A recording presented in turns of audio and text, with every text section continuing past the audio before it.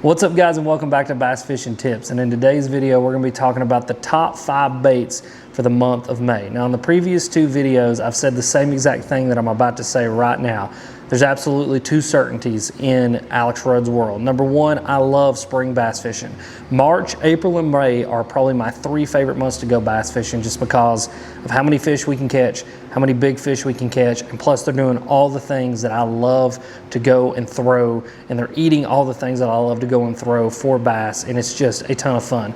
Number 2, I love giving stuff away. I've got a whole shelf of stuff over there to give away, and if you stick around in today's video, find out how to enter the giveaway, you'll be entered to win some of the baits that we're talking about in today's video, so make sure that you do that. And for giveaway winners, anybody that wants to know, I announce them in the next video coming up. So I'll pick a comment when you guys comment, and then I'll announce that winner in the next video, so be on the lookout for that. So without further ado, let's get into today's video and let's start talking about the top baits for the month of May. Now, May bass fishing, and I guess actually before we get into this, just a quick side note, every bait that I'm going to talk about in today's video is just in addition to baits that we've already talked about the previous 2 months. So, you know, March we talked about a set of baits, April we talked about a set of baits, May we're going to talk about a set of baits. All the baits that I threw in March are still applicable in May. All the baits that I like to throw in April are still applicable in May.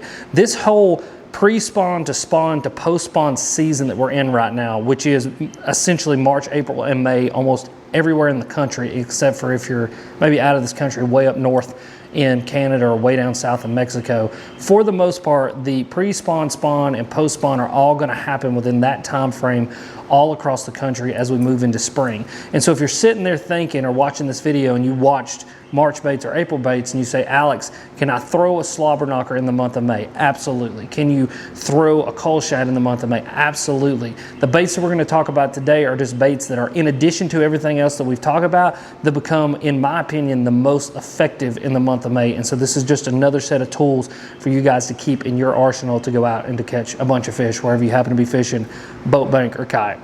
So let's get into today's video and the rest of what we're going to talk about with the first bait, and that's going to be a wake bait. Now, a wake bait is such a slept-on bait in my opinion, and it's a bait that a lot of people just don't have a ton of experience with, but you need to pick one up and you need to fish it. A wake bait for me is a bait that absolutely thrives in the month of May because a lot of spawns start to happen, especially around May. We'll have several different shad spawns towards the end of May and into the beginning of June. You'll start to see the bluegill spawning, and you've just got a lot of different bait up shallow that bass like to eat. And the thing about it is you know, we talked about in the month of April or maybe it was the month of March, a topwater walking bait, and how there's a early kind of, you know, almost too cold to throw a topwater bait bite that happens, and it's super effective. But one thing that happens this time of year is as all that bait starts to move up and we get all of these different targets that these fish can hone in on, bass will get really trigger happy, I like to call it. And so essentially you'll have a bunch of these bass that when you're walking a walking bait, or say you're fishing another style topwater bait, that they'll just come up and just boom and hit that topwater bait and never really get hooked. And a lot of that has to do with they're not really eating things with intention. Moreover, they're just trying to kill whatever that is because they're surrounded by 1,000 other things that they can eat. And what I've noticed with the wake bait is that it slows down a topwater presentation almost to a crawl. I mean, when you're waking this bait and you're reeling it and you're just getting just enough action to get that thing waking back and forth and waking right under the surface, you're essentially crawling this bait around all of those same areas that you would walk a walking bait or pop a popper or use some other bait like that. And what I've noticed is that when you are around a bunch of fish that may not be committing as much or, you know, eating things with as much intention, that the wake bait can be the topwater bait that can get those big topwater bites that like we like to get in the spring, but they actually commit to it, they actually get a hook in their face, and you get fish into the boat. And so picking up a wake bait is I think one of the best tools to throw this time of year to get really big bites, especially when we're dealing with fish that may not be very intentional and, again, just a little bit trigger happy. They're slap happy, as I like to say. It's like those slap fighting contests, you know, that like Dana White bought it not too long ago, and they just slap the crap out of each other. That's what bass are doing, and it's like they just can't get hooked. They just want to slap the crap out of it and then come back to it later. But a wake bait seems to remedy that for me. Now I like these longer style wake baits. This kind of looks like a jerk bait. It's the best way that I can describe it. This is my favorite style of wake bait.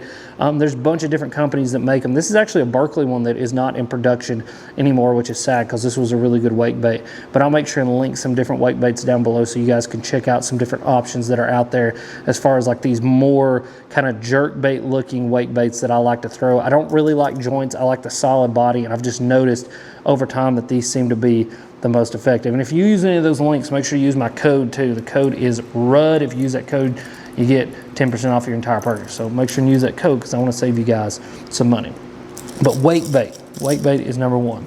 Now we're going to go to the complete opposite end of the spectrum when it comes to topwaters. The wake bait we crawled, the buzz bait we move and we groove. Now, just like I said, there are times when there seems to be a lot of fish that aren't eating things with a lot of intention. There are going to be other times in the spring when you have bass that are eating things with a lot of intention, and or you're just trying to get the biggest bite that you possibly can.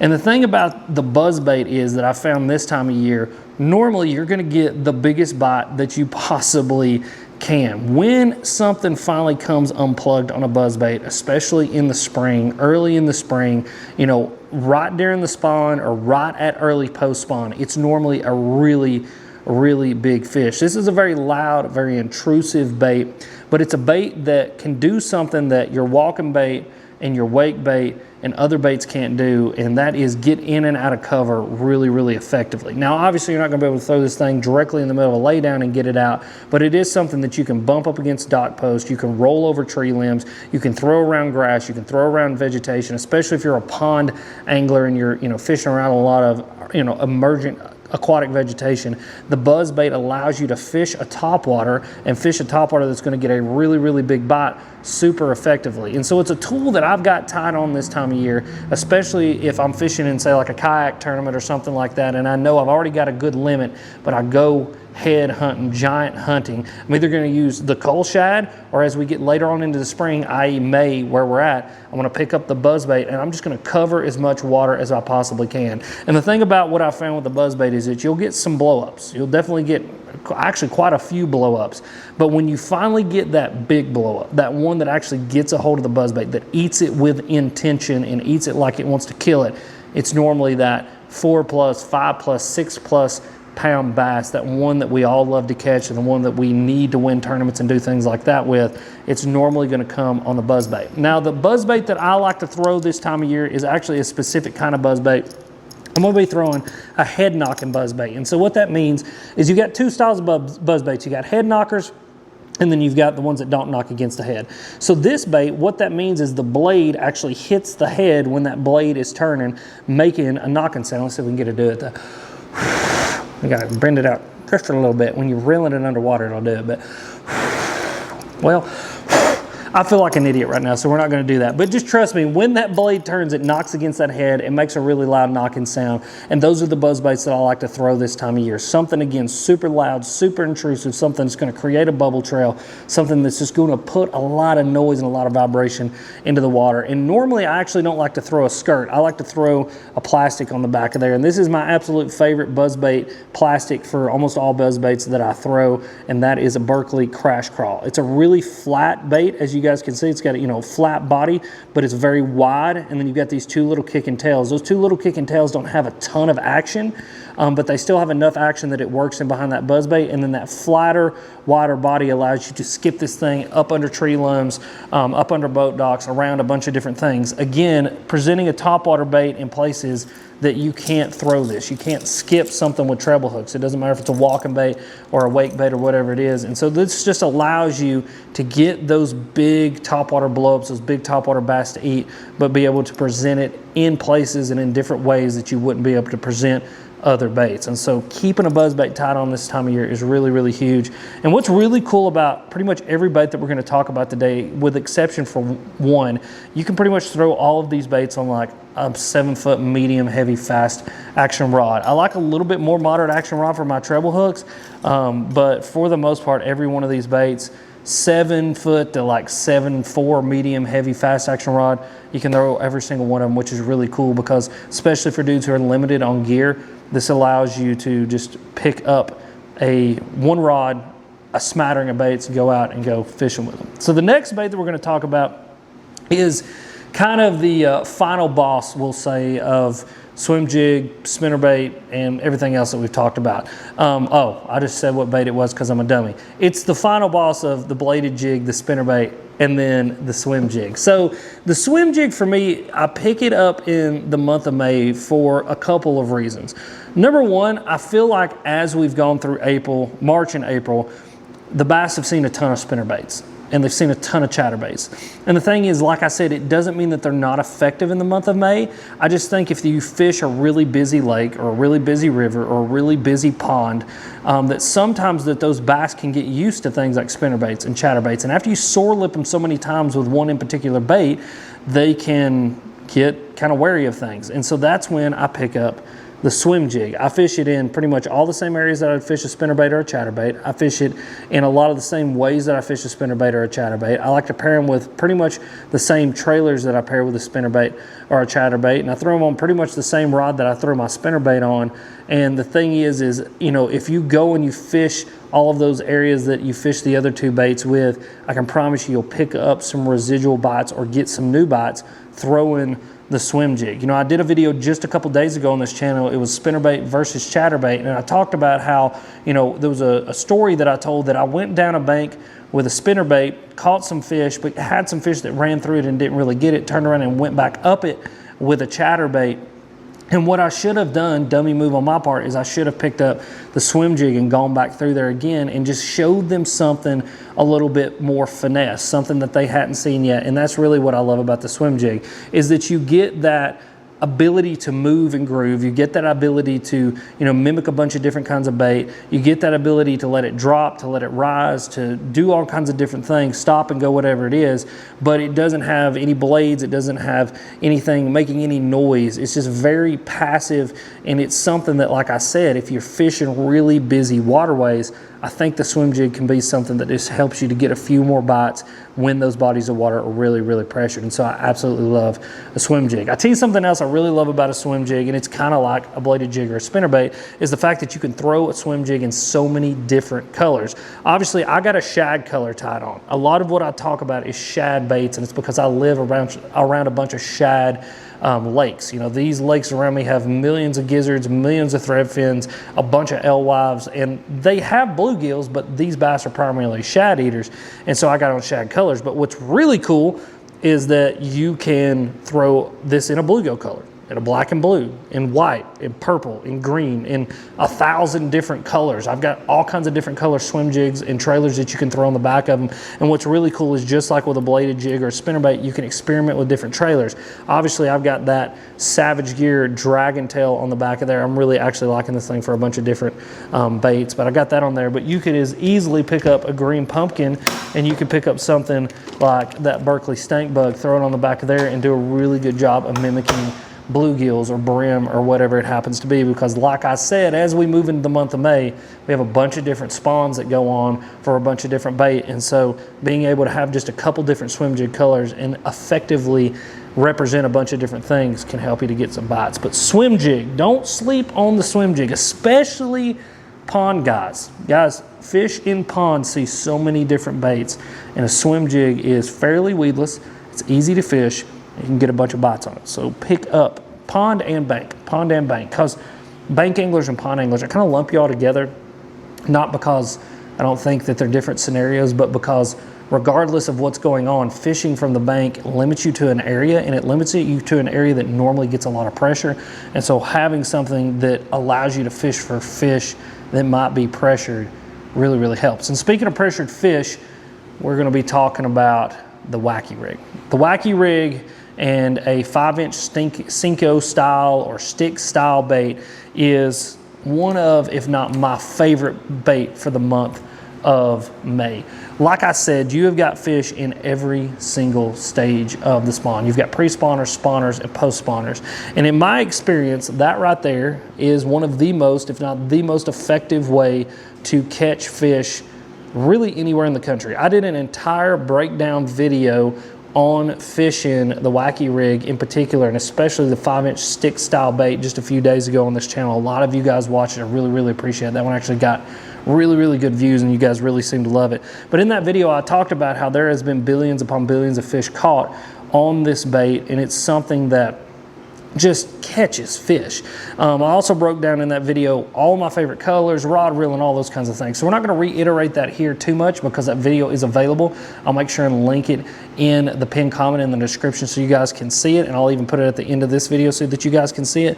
But again, just awesome bait for catching fish this time of year. And like I said, what I like to do with it is I like to fish those areas where I know fish are coming and going, because if they're coming up to spawn or if they're leaving from spawning, if you've got those that are in the act of actually spawning, you don't even have to be looking at them. A lot of the times you will catch bedding bass and not even know that you're doing it just because you're fishing around the areas that they live. Or you've got fish that have just got done and they're either guarding fry or they're moving off to those first kind of natural stopping points, or just kind of living in the area that they're going to live for the rest of the year in a post-spawn way.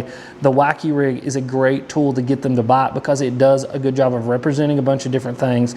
It's super effective from a scientific point of view about getting bass to bite, and it's just a super easy bait that so many people can pick up that they can go fish and that they can have fun with. And so having a Wacky Rig tied on, I think, is super duper important this time of year. And again, super easy setup, 7-foot medium spinning rod. You know, and most people have that 7-foot medium heavy fast casting rod. They got a 7-foot medium spinning rod, and just giving you guys super effective, super easy tools to fish on some super simple, straightforward gear that'll help you guys to catch fish. But Wacky Rig, Wacky Rig, Wacky Rig. It doesn't matter if you're on the bank from the boat, in the kayak, in a pond, in a river, you're up north, down south. I've taken that bait literally as far south as Mexico and as far north and as far west as Oklahoma. Not yet to get past Oklahoma. I'm going to do that eventually.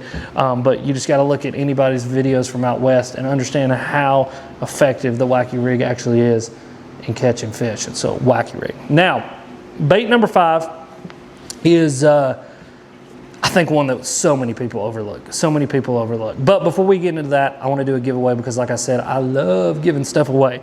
So if you guys want to win every bait that I talked about in today's video, so I'm going to send you one of every single thing that I talked about in today's video, and or the equipment that you need or the bait that you need to fish said rig and or bait in today's video. All you've got to do is be subscribed to this channel, number 1. We're getting close to 6,000 subscribers, so subscribe to this channel, like this video, and then leave a comment down below of your favorite bait for the month of May. And then, if you will, share this video with one of your friends, because here's the deal about shares. A lot of people are saying, Alex, you don't know whether I share this video or not. And actually, I can see how many people share this video. And so the more we share this video, the more the YouTube algorithm loves us. And so make sure and share those videos. So if you subscribe to this channel, like this video, leave a comment and share it, you will be entered to win one of everything that we talked about in today's video. And then, like I said, I will announce the winner on the next video, and all you got to do is come and claim the prize. Now, bait number 5 for the month of May. That's 5, right? 1, 2, 3, 4, 5. Yes. Bait number 5 for the month of May. Well, bait number 5 can be a bunch of different baits. Really, we're going to be talking about a specific rig, and it's a specific rig that so many people, again, I think, overlook, and that is a simple, unpegged Texas rig. Now, when I say an unpegged Texas rig, what I mean by that is I don't have any peg on that weight, and so that weight is allowed to swing up and down and slide up and down that line freely and go wherever it wants to go. Now, I think that that's the most important part of fishing a Texas rig this time of year, because like I said, we've got bass in every single stage of the spawn. But especially as bass start to move up on the beds and as they start to go post spawn, they'll get just a little bit finicky sometimes. And what I've noticed is that if I peg my weights on my Texas rig, that weight being connected to that bait, oftentimes they'll just grab the tails of that bait and kind of mouth that bait. You'll feel what is essentially a bite, you'll jerk and there'll be nothing there. And you know what I've found over years and years of fishing is if I unpeg that weight and allows that weight to get away from that bait, and you cause some weight bait separation, that when that bass goes to suck in that bait, there's no weight holding it back. Now, I know what a lot of you guys are saying, Alex, you know, when you're dealing with a 5-pounder, does a 1/4 ounce of weight really matter? For the most part, I don't think it does. But what does matter is the fact that what's allowing to actually get that bait into that fish's mouth. And so if you get a 1/4 ounce of weight for, say, a 2-pounder or a 3-pounder, and it creates that suction, and or it's not eating that bait with a ton of intention, again, what we talked about earlier, they'll just grab the claws or the little appendages on the back of that bait, kind of mouth that thing, and again, jerk that bait away from them. But when that weight is allowed to slide away from that bait and they can just suck in nothing but a weightless piece of plastic that weighs literally not even ounces, it allows them to get that whole entire bait into their face, that whole entire bait into their mouth, and you're able to set the hook and get them hooked really, really well. And you know, I kind of figured this out, I don't know, it's been a long time ago now. And essentially what happened was I went fishing on a day, kind of like when we're making a video today, and going fishing tomorrow. Got a little tournament that I'm fishing tomorrow. I actually got pretty much everything that we talked about rigged up for that tournament. And what I noticed is I was fishing and I was getting so many bites, but I had a pegged Texas rig. And when I unpegged that weight, when I went just straight, just no nonsense, no BS Texas rig with no weight peg, little 1/4 ounce tungsten weight, 3/0 hook, a little bit lighter line, like a 15-pound test, that those fish started to eat that bait, get that bait into their mouth, and I actually started putting fish into the boat. And it was one of those things that not only did I get a ton of bites, but periodically throughout the day I would swing, and when I swing, it was one of those bigger than average fish that was up there, and they were either bedding or they were post spawn or they're guarding fry. And a lot of the times if they're bedding or they're guarding fry, they don't eat things with a ton of intention. They just do it more to scare it away or to get it off their bed. And so allowing them to really get that bait into their mouth made me a lot more effective in actually setting the hook and getting fish into the boat. And then if they were post spawn, then they just ate it really, really well, and it didn't matter if it was pegged or not, and I got fish into the boat. But just a simple Texas rig. And again, one of my favorite baits to throw on there, it's a bait that I've talked about a bunch already, and it's because it is probably one of the best releases that Berkley has had in a while, is the Berkley stink bug. So this is just a little bitty crawl style bait, very subtle action, very small body profile, just super effective on the back of a Texas rig, a swim jig, a Carolina rig, a bunch of different things. But that right there has been my go-to bait this spring so far, and I have caught so many fish on it, including a dang near 5.5 pound large head standing on the bank, and it was really, really awesome. So thank you guys for watching. Make sure and enter the giveaway. And if you enjoyed this video, make sure and tap this video that's coming up right here. This is that Wacky Rig video that I was talking about, and you don't want to miss it because I break down all the juicy details of a Wacky Rig.